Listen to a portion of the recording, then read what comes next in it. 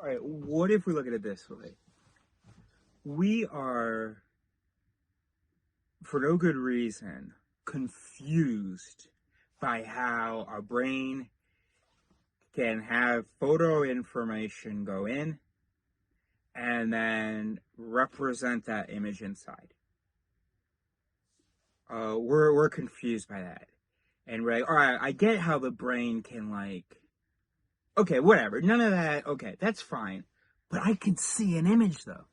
Yeah, you're a fucking brain.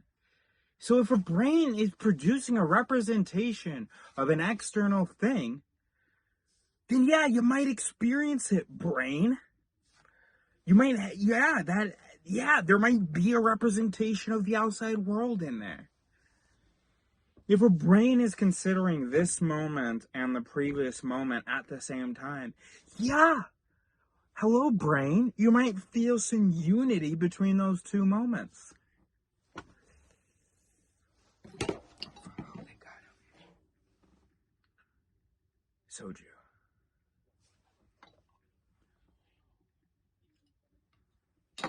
I was saying something important that it felt important anyway to me. Which was what?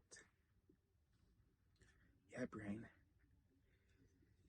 Of course you're gonna, yeah. So we don't understand, and why would we? Why would the brain be able to understand how brains can also have images in them?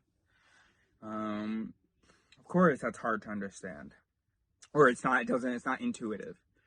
So we're like, oh, so okay, I accept that brain has a representation of the image, but how come then brain can see the image? Because that's yeah. So, I think that the reason this is a hard problem is because it's just counterintuitive, and it's just like we want there to be a missing piece. There's no missing piece. Photons trigger excite activity here. Some of that excites itself, inhibits things, blah blah blah blah blah. There's some it's there's some excitation of certain neurons you're going through there, blah blah. That's what it's just happening. And look, no, I don't know how to give you a sentence that takes you from that to an image in the mind. I can't do that. But that's more of a problem with our understanding than a problem of our understanding of the mind or of consciousness. Sorry, so that's a problem of our concepts. And also the limitations of our mind's ability to understand. Not a limitation of sort of research or... Am I making any sense? Or maybe I'm being too categorical about something here. I don't know. But the point is that we think there's a big question out there. But the answer is the brain has a representation of reality. Not a very good one, but it has one. The brain processes different things at the same time. The brain is responsible for when you feel like there is not unity, right? So there's a mechanism in the brain that will, hold on, there's a difference, right? Okay, change blindness. Do you know what that is? So change blindness is the words we give to the phenomenon of humans not noticing major changes that we would expect conscious humans to notice. So the most common experiments with this are going to be, there's a researcher, he goes out on the street, he pretends to be doing a little survey with people, and then some construction workers pass by with some big object. Not really he, but the subject, then the person who's being interviewed or being surveyed, they continue, but with a new person. And a lot of the times they don't notice. You don't notice. We don't notice. We're focused on the questions, whatever. And this face dramatically turns. And then, if we're asked about it, you're thinking, I'm going to say, oh, then we'll notice. No. Then we'll go, no, it was him. And we can even create a memory. We'll go, it might actually start to see ourselves. We remember the first question we were looking at his tie, thinking how funny it was. oh no, the first guy didn't actually have a tie. So it's an illusion. There are a lot of illusions, and one of those is this idea that we must see because it's cold. So, oh no, this never fit on any fingers. So it's an illusion, and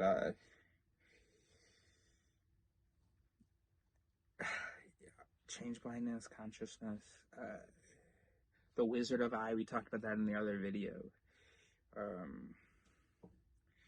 I was making a good point there, wasn't I? Right. So there has to, and the same thing. Okay, I'm gonna try to hold on to it. Change blindness, and then also when people are listening to things that they don't really understand, but think that they do understand. Like for you, right now, as you're listening to me, there are alarms going off. Like, this is confusing. I don't understand this.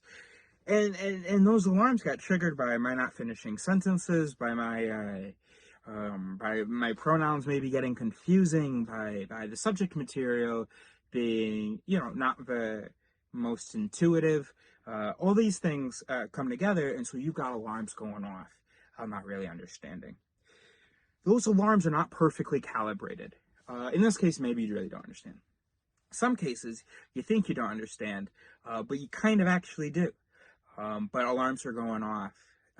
Sometimes, a lot of times, most of the time, you don't understand, and you think that you do. So if I were to, finish my sentences, if I didn't look like such a madman as I spoke, if I, blah, blah, blah, and I could say absolute nonsense, or I could say what I'm saying, which might be nonsense or might not be. And in any case, I could present it in such a way that you do think, maybe I use simpler words, I finish my sentences, fewer pronouns, clearer references, but all of the same stuff being communicated. And this is kind of, people tell me, a little bit more advanced subject matter. We'd have the answer by now if unless I'm saying absolute nonsense, but look, people tell me that this is, that, I'm sometimes a little bit clever. So, yeah, if that were the case, and I was saying something clever, but I was doing it, speaking clearly, not communicating clearly, but speaking clearly, and I didn't set off any alarms, is the point, then you could think that you understood and you didn't. This is why the advice is, if you don't understand a paragraph, don't reread it a bunch of times. Because what's going to happen is, those alarms that you don't understand it are going to decrease, and understanding might not actually increase, because those alarms are not perfectly calibrated to your understanding. Okay. So when we think about consciousness, we got alarms going off. Oh, that's confusing, that's confusing, that's confusing. But, maybe that feeling of all these unanswered questions, maybe it's not reliable. The brain does shit. Sees shit, reacts. Of course you're seeing shit and experiencing the reactions and the relationship between them. It's literally what the brain is doing. And you are a brain, so. What did I do this video to say? Oh yeah, that we think that there's some big question, and we think that we blah, blah, blah. But it's just because we feel confused, but there's nothing. And we are confused, because it is like the brain does have trouble understanding how it itself could have images. It does. It didn't evolve to have it. We don't have the mechanism. Okay. I can't understand gravity, really. I don't have the mechanisms for that. I'm not like, how can this object and that object, and then they're what? They're pulling to what? Okay, but I accept that. I just accept that I'm going to feel confused if I try to feel familiar with gravity. But, physicists, they don't feel familiar with gravity. They're just familiar with the equations. They just have it in numbers and stuff. They're not, like, intuitively just like, oh, gravity, like, makes sense. I can put in a sentence and people just like, oh, yeah, that makes sense. You'd have to use some metaphor that makes sense, some other reference to our reality that makes sense. Gravity, we didn't evolve to, like, understand gravity or electricity or anything in the sciences lately. Okay. Consciousness happens in the sense that you see the brain that constructs images also experiences images. Okay.